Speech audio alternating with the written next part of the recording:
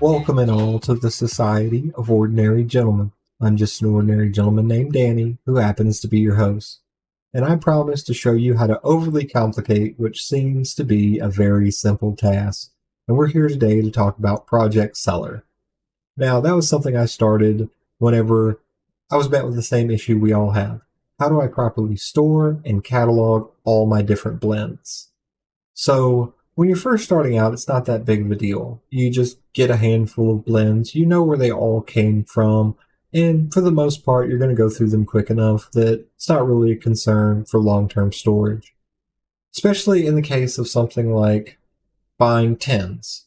This is Haunted Bookshop by Cornell and Deal, and as long as it's unopened, it came with a manufacturer's packaging date, and it's in a fairly stable state. But when you open it, as long as you go through it fairly quickly, it's fine just sitting in there.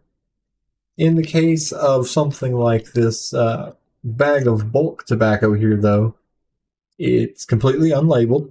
I have no idea what it is or where it came from, and it's in a deteriorating state.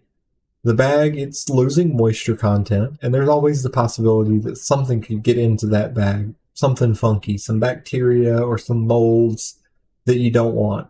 So it's not very stable, and we also don't really know what it is. So it's not a great solution for long-term storage. So then the question becomes, how do we log, and what are we storing in? As far as storage containers, I've seen people use a whole bunch of different things, from different multi-bag systems to try to maintain moisture content, to old jam jars and coffee tins, something I strayed away from because something was in there at one point in time. So I don't know if there's little microbes hanging out in there ready to spoil the blend, or in the case of something like a coffee container, that's a very robust sort of thing. So it could always get into the blend, and then you're left with not a true representation of the blend. It's tainted by a little bit of that stale coffee taste. So I kind of strayed away from using those sorts of containers. There's always the Tupperware option, or I've seen people vacuum pack for more long-term storage. The only problem with vacuum packing is that you're severely slowing down that aging process. The sort of magic that's happening inside of the blend as it ages is severely slowed down by the fact that it's a low to no oxygen environment. So most people, like myself, have settled on mason jars. These are just ball 8-ounce mason jars that I have here, and that's what I'm choosing to store in. I'm really only bringing in an ounce, maybe 2 ounces of any one thing right now, just because I'm trying to try so many different things. I don't yet know what my palate enjoys, and I'm not really buying anything in big bulk to store long term. So this solution works perfectly for me. It's by no means the end-all be-all solution. There's plenty of different ways you could do this. I'm just wanting to share with you my way. Albeit it is a slightly complicated way, especially if you're not real into the tech stuff. So let's talk about it. Now, once we have the jars, we need to figure out a labeling system, because having a whole bunch of unlabeled jars, it's going to be equally as difficult to try to tell what's in there as a whole bunch of unlabeled bags. So we need to think about labeling.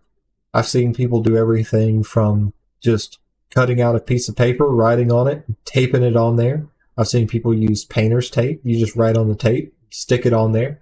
There are people printing out little mason jar top-sized pictures of tin art, and then they're just cutting them out and gluing it to the top of the jar, which is a pretty cool solution. It actually looks nice when it's stored up properly.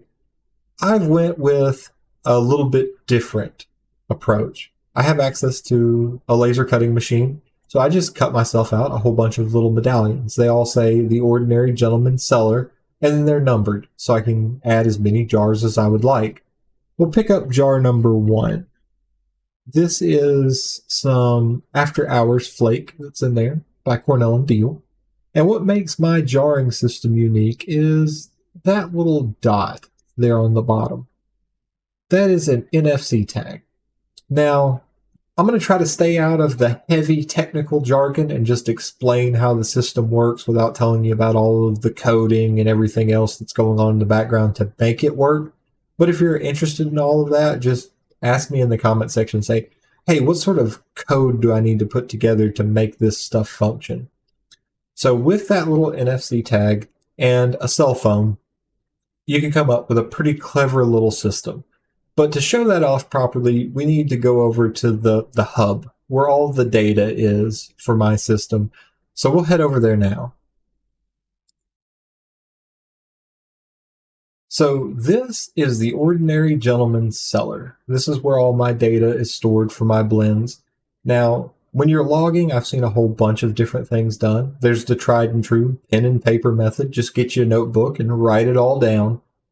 And then I've seen people use Google Sheets or Microsoft Excel. And this is kind of that system, only it's done in a different software. It's called Obsidian. But I've created a table, so just think of the table like an Excel sheet. So in this mock Excel sheet thing that we've got going on here, it allows me to input the jar number, the tobacconist, so we know who made it, the blend name, so we know what it is. If it came in a 10 and has a 10 date, we add the 10 date. If it's bulk, we of course just label it bulk. We add the date that it was jarred on, and then I've got a section for who recommended it. It says recommended by, so I know who was suggesting it, or if it's just something I came across, or in the case of jar number 4, that was a gift from Mike. So it just says gift from Mike, so I know who gifted it to me, because that's the sort of information that is valuable. I want to know those sorts of things. If we go back to how that NFC tag works. So we've got that little tag at the bottom, and on my cell phone right here has a bit of software. It's called MacroDroid. So I've written a bit of code to the NFC tag, and you just heard that little beep. The scan went through. So what it's doing now is it's being picked up by that MacroDroid software I was telling you about, and it wrote out a file. And then after it wrote that file, and it does cool things like pull dates and times as well, and it put all that information into a file, and then it sent it. And then that's picked up again by my Obsidian software that sorts it, and it sends it to a specific folder. And inside of that specific folder, I have all of my blends, all of the files that are getting sent over. And then right here in this section, what this is doing is it's going to look at that folder. And it takes it a second to update because I don't want it constantly refreshing. And what it does is it'll eventually go look at that folder and it'll go, oh, hey, there's a new one in here. It'll pull it over and then just auto updates like that. So what this is it's actually a file. And inside of the file, it says After Hours Flake enjoyed on July 9th of 23 at 8 p.m., which is right now when we're recording it because we just scanned it. But another unique thing about this system is that this is actually a link, and I can come to the page. So as you can see, after we click on that, it brings us into a page specifically for that blend. It's linked through something called a wiki link. Basically just a link within inside of my database that allows me to store the information on the blend. So inside that, we have a little bit of a template. This is what I found online. Fantastic template. If you were just going to keep a ledger book, go find it. There are a whole bunch of different ones. You could just print them out and keep them in a nice binder. That would work as well.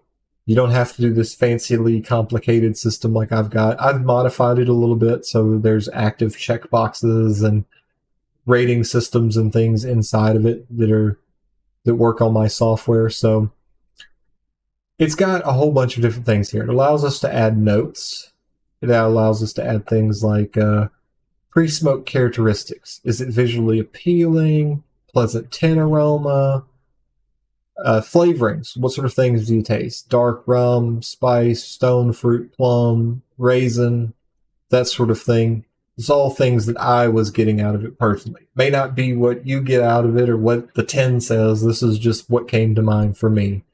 So Noticeable flavor add is how I've marked this. There's preparing notes. There's packing notes. Moisture content. We can talk about smoking characteristics here. There's a bunch of different check marks. Nicotine content. I can state whether it's high, medium, medium high, medium low, low, that sort of thing. Whatever the perception is for me personally. Overall strength. I can kind of mark that as well. Then we get into the flavoring. So I get natural sweetness 1 through 5, that artificial kind of sweetness 1 through 5, whole bunch of different descriptors here, just some presets that I can go in and click off. And I can, of course, modify the list to add on anything else that I need as a describer. And then down here, what other words or phrases would you use to describe the blend? In this case, in After Hours Flake, I just thought Christmas dinner rum cake is what I was getting. So that's what I wrote down.